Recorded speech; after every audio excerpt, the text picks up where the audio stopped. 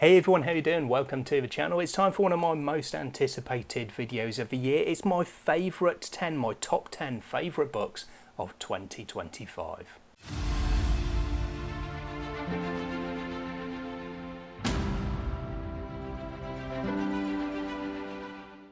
So I think I had a really good year overall in 2025. I had a lot of really good books. I've sometimes struggled to find books that I rate 5 stars. Maybe I am quite a harsh marker in that respect, but I had quite a few 4, 4.5, and even 5-star reads in 2025. So that kind of helped me, maybe kind of hindered me as I was putting together my top 10. In the end, I had no problem pulling together the 10 titles that make up this top list, but ordering them was a little bit more difficult, I have to say. There were a couple of authors who could have featured in here a couple of times, but as usual, when I put together any of these top lists, my favourite lists, I only include one book per series. So if the author's got 2 different series or books from 2 different series, they are eligible to appear twice, but only one book per series. So with this one, I've got 10 different authors from 10 different series. Well, actually, no, I've got 11 different authors because one is co-written. And I've got, I think it was 6 female authors on here and 3 science fiction titles as well. So a really varied but exciting reading year was had by me in 2025. Now, before I get into it, the other thing that I did realise and nearly forgot to comment on just randomly is I've got one standalone title within this top 10. Everything else is book 2 or 3 in a series. I don't think I even go to book 4. Everything else is book 2 or 3 in a series. So that's pretty good in terms of fantasy and sci-fi being series that I can get my teeth into and continue to enjoy as they go. Anyway, with that said, let's get into the top 10. We start off with a book 3, but it's not a final book in a trilogy. This is Operation Starshot, which is book 3 of the Earthburst saga by Craig A. Falconer. Now, this one is a 9-book series. It's kind of 3 arcs of 3 trilogies, and I really had a great time with this first trilogy. At the end of 2024, I started reading these and just had an absolute blast, so I burnt through them the rest of the series in the first few months of 2025. Book 3 was the end of the first arc, as I say, and I really enjoyed that first arc, and then the next 2 books, 4 to 9, dropped off a little bit for me, but I just thought the characterization that we had here was just really great. It made for a really exciting read, so I was following our main character along and working everything out with him, going through the science of things, going through learning what the heck has happened, where he is, what he's doing, what he needs to do to essentially save the Earth as one man who really shouldn't have been, as the title of book 1 is Last Man Standing. So yeah, he kind of found his feet, and I had a really great time following him.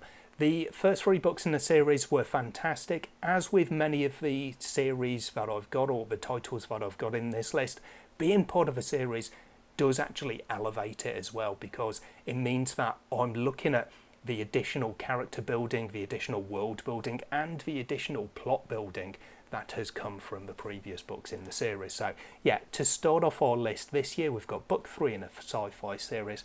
It's Operation Starshot. Then it's another book 3, and this is a series that I started in January and then read books 1 to 7 to finish it off, 1 per month throughout the start of the year. This is The Burning Stone by Kate Elliott, and it was book 3 of Crown of Stars. Now, this is kind of a weird series for me because I really had a good time reading it overall, but a lot of it did kind of blur into one. I said many times as I was reading these and giving quick summaries as I was doing my end of month wrap-ups, that there wasn't too much that stands out. It's more a series that is the sum of its parts. So I decided to take the highest rated book in my rankings as the entry into this top 10 list. So that turned out to be book 3 because I just had a really good time with it. It was a real fun story. Now, this one was a bit of a military fantasy in some aspects, a bit of a kind of magical fantasy in other aspects. There was a good combination because you've got 7 books and they were all quite chunky books as well. There was a lot of scope to really develop both the world and the characters, and I really appreciate that about a big epic fantasy like this. The characters I thought were really interesting because you had quite a wide cast. It was a case where there was some I was very interested in and some I was not so interested in. So that's probably why this one is, or that's one of the reasons I guess why this is lower down on my top 10 list, because I didn't enjoy all of the characters and there were some that I found that I wanted to get through their chapters so I could go back to the ones that I was really enjoying. But nevertheless, it was a really exciting story, a great bit of world building, some great overall characters, and yeah, book 3 in the series, The Burning Stone, was my favourite of the bunch individually. Now, I did say that one of the reasons that one was at number 9 in my list was because there were a few characters I didn't enjoy as much. The other reason it was at number 9 in my list is because there were just 8 other titles that absolutely deserved their place above them. One of those is the only standalone title in the list, and this one really surprised me actually. It's Hammerfall by Rob J. Hayes. This is a standalone in the God Eater world. Now, I haven't read any of the books in the God Eater world. I was kind of umming and ahhing. I wasn't sure whether I wanted to. I wasn't sure if it was going to be something for me. And then came along this relatively thin standalone which serves as an introduction to the world. So because I didn't need any prerequisite reading, I could dive straight into this one, and that's exactly what I did. And I really enjoyed it. It was a really interesting concept where you've got angels who are on Earth. They are real. They are walking amongst people, basically, having previously fought to save people, to kind of rescue humanity from the yoke of demons. You've got angel blood, which has kind of healing and almost magical properties. It's almost like a superhuman drug that you can take to make yourself stronger, to heal yourself and give you long life as well. So angels are very much sought after in that respect. Their blood is so valuable if you can get your hands on it.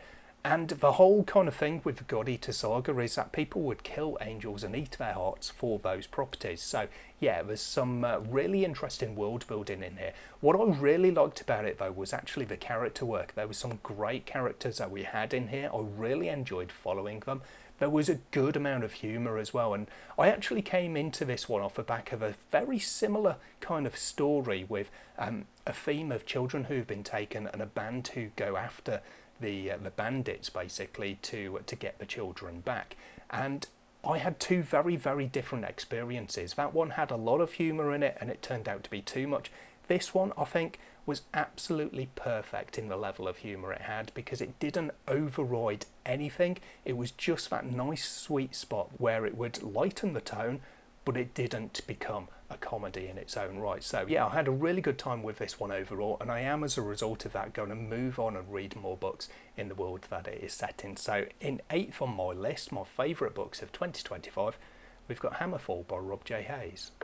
Alrighty then, back into the series, and at number 7 on my list I've got Sundered Souls, Book 2 of Brotherhood of the Eagle by Tim Hardy. This is a follow-up to Hall of Bones, which is, I think it might have appeared on my top 10 list in the year I read it, either last year or the year before, and yeah, I really enjoyed Book 2 as well. I love that we got not only an expansion, of course, of the story, but so much additional world building in here. We really got an introduction to the magic of the world here as well, where you've got kind of dream walking. I can't remember if it had a particular term, a particular name that it was given, but I reference it as dream walking, where you've got people can communicate over great distances using the power of dreams basically. And I just thought it was really well done in here. It's something that I've seen several times before, but I really thought it was done well in this particular book, and the consequences of using this magical power as well were very well dealt with. So yeah, I obviously don't want to give too much away as to what those consequences were, but I thought they were good and I thought they were handled really well. I liked the characters in here. I love the development that you have with them, and yeah, I'm just really looking forward to moving on. I just need to find the time to read book 3. Hopefully I'll do 3 and 4 in this coming year and get to the end of this series, because overall so far, as I say, 2 books that have appeared in my top 10 lists in the year that they were read. That's a high bit of praise for this series by Tim Hardy. In number 6 on my list this year, we're going back to science fiction, and I've got book 2 in Sentient Stars by Amber Toro. This one is Parallax. I had a fantastic time with this. It's kind of an odd series for me because it's a bit like, what did I call it, romantasci or romantasci-fi? I can't remember. Either way, it's a sci-fi story with a healthy dollop of romance in here as well. That's really not something I normally go for. I don't mind romance, but I don't tend to read books where it is one of the key focuses. I wouldn't say it's a key focus in here, but it's definitely quite important to the storyline. We've got three main characters and I really enjoyed following all three of them, and that's quite rare because I do normally find that I have one or two of the main group of characters who I like to a lesser degree, but yeah, I really enjoyed all three of our characters here. And you can kind of expand that to the supporting cast as well, because we had some really great extras in here, including the sentient ships that some of our characters are kind of bonded to as well. So yeah, I thought that was a really interesting concept. It gave us some great world building. There are some other really interesting world building elements in here as well that I really enjoyed. The story in this second book in the series I just thought was really fast paced, really intense, gave us some great moments. There were some fantastic battles as well, and yeah, overall it just was a really good time as I was reading it. So yeah, highly recommend Sentient Stars by Amber Toro. Book 2, Parallax, takes number 6 spot in my top list of the year. Into the top 5 then, and at number 5 I've got another book 2 in a series. This one is the Malevolent 8 by Sebastian de Castell, following up the Malevolent 7, and yes, book 3 in the series will be the Malevolent 9. I had such a fantastic time with this story. It is just great adult fun. I likened it to kind of a very adult, very naughty Terry Pratchett, because you've got the same kind of irreverent humour in here. I really thought it was very good. I've spoken before, even in this video, about the level of humour in a title and how having too much humour can definitely be a bad thing. This one was absolutely chock full of humour, but it's a first person narrative, so it's one character who has a very dry, a very dark sense of humour that just really works for me, because it was that one person. He's the one telling the story. He's the one who is having the kind of the dirty, the foul-mouthed thoughts as he's talking and narrating his life, basically, and narrating his story. I thought it worked really well, as opposed to having everyone with the same kind of sense of humour, which just doesn't work because it's not very realistic. What we had in here, though, was also a great story, some fantastic, really weird characters, but they just kind of all worked really well together. I love the way that they were brought together and worked as a group, even though individually you would look at them and think this could not be a hero of any world, but they do manage it. They manage to be heroes in the Malevolent 7, and we carry on in the Malevolent 8 with a new addition to the group, as the +1 to the number does suggest. I'm really excited for this series to continue. I want to see what happens next, and there are links to another of the author's series in here, so I'm going to check that one out as well, because it was such an interesting addition. I really enjoyed when it was mentioned in this book. So yeah, I'm really loving this series. Love the author's writing. The style and the humour is just right up my street. So at number 5 in my list, I've got the Malevolent 8. In 4th place in my top 10 of 2025, I've got the end of a series which I've absolutely adored. I think both of the previous books have taken up high spots in these lists in the last couple of years, so it's no surprise to see The Broken Sword, Book 3 of Dragon Spirits by L.L. McRae. I absolutely adore the world building in this series. I think the dragons, which are, let's face it, it's one of the staples of fantasy, but they are one of my favourites in fantasy as well. The dragons in here I just thought were really good. They were just really inventive. I love the overall world building. It's not just the dragon spirits, who are literally spirits. They coalesce around you because they are based on people praying for them, or praying to them, I should say, people revering them, people worshipping them. That gives them their form, it gives them their strength, their power, and I thought it was just really interesting the way that it was worked, and the way that you had kind of different levels of them based on how popular they are and how many worshippers they have, and how kind of strong of heart and mind, I guess those worshippers are as well. There are some other really interesting elements to go along with that as well. But one of the things that I really liked, which I haven't really seen too much in fantasy but can be done really well, you've got a particular character who feels no pain because of the curse that they have, and I really love the way that that was explored throughout the course of this trilogy. It was just a really interesting bit of world building, I thought, and I really enjoyed learning about it and seeing how the characters reacted, not just the character who had this curse but those around the character as well. Overall, I love the writing in this series, I love the characters, I love the world building, I love everything about it. It was just a fantastic time. I'm kind of, in a way, surprised to see this one, what I want to say, low on the list. It's number 4 in my list, my top 10 of the year. I read 60 something books this year and this is the 4th best one of them, but that's because I've got 3 books which did, for one reason or another, land higher than this one. But 4th place is absolutely fantastic. One of my favourite series of all time, even though it's only just finished, but it is finished. So if you haven't tried out Dragon Spirits, get to it. Alright, so we're on the podium now then with the top 3, my favourite 3 books of 2025. And we're going to start off with another final book in a trilogy. A lot of those things I was just saying at the end there about Dragon Spirits, I can say about Sea of Souls by N.C. Scrimgeour, and book 3, Tides of Torment, makes the list. This is one of the books, or one of the series, that could have been here twice if my rules were different, because I also read at the start of the year Mists of Memory, which is book 2 of this series. So it's been a really quick series to get over the line as well in terms of the author writing and releasing them.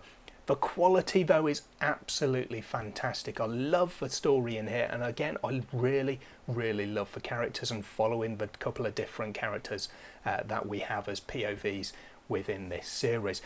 I did think the ending of this one was a bit bittersweet, it was a bit sad, but it was really good. It really wrapped everything up quite nicely, and I love where you can have a series that does that. There were no real loose ends here.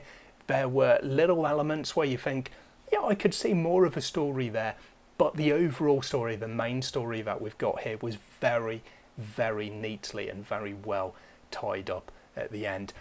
I just adore the world building in here. I thought it was a really interesting concept with kind of a dark Scottish folklore basis. You've got Selkies as well, basically main characters within the story, and the whole thing about Selkies is they are essentially seals. They can shed their skin, their pelt, and become humans when they're not in the water, and that forms the basis of our story, as we have humans who are stealing the pelts of Selkies and preventing them from being able to return to the water and to their home and their loved ones.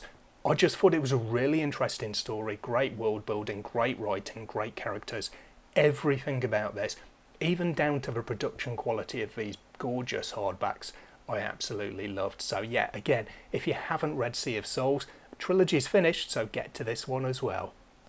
Number 2 on my list, my second favourite book of the year, isn't book 3 of the trilogy, even though I finished the trilogy this year. I've gone for book 2 in the Empire trilogy by Raymond E. Feist and Janny Wirtz. This one was Servant of the Empire. I did have a great time with book 3, but I just enjoyed book 2 in this one that little bit more. I love the world building in here. It was absolutely phenomenal. You've got 3 books in the series. They are quite chunky books. There's a whole 30 book series that goes alongside it, but that's all set on a different world, or primarily set on a different world. Either way, it's not set on this particular world as part of the overall Rift War cycle that Raymond D. Feist wrote. I just loved the character work that we've got in here. Mara Viacoma, the main character we follow throughout the 3 books of this trilogy, is simply one of the best characters in fantasy. She is so clever. I just really loved reading her and following her story. It's kind of an odd one for me because this one is, I would say it's probably a political fantasy as the kind of the main subgenre, I guess, but there's also a lot more to it than that. There's a lot of military fantasy aspects in here as well, and you've got a bit of magic as well. You've got subterfuge and assassinations, and I know they kind of tie in with the politics side of it sometimes, but I just thought it was really interesting to have a genre that I don't really generally get on with that well, political fantasy, but it worked so well for me. I thought the way it was all knitted together was really, really well. It was very surprising for me to have a book with all of those different aspects that worked together really well. Normally it can be quite difficult to have the politics side and the military side of it both featuring alongside each other and both done well, both being really interesting, very easy to read, very easy to follow. But that's what we had here. Everything was just to a really, really high quality. So yeah, it was a fantastic series overall.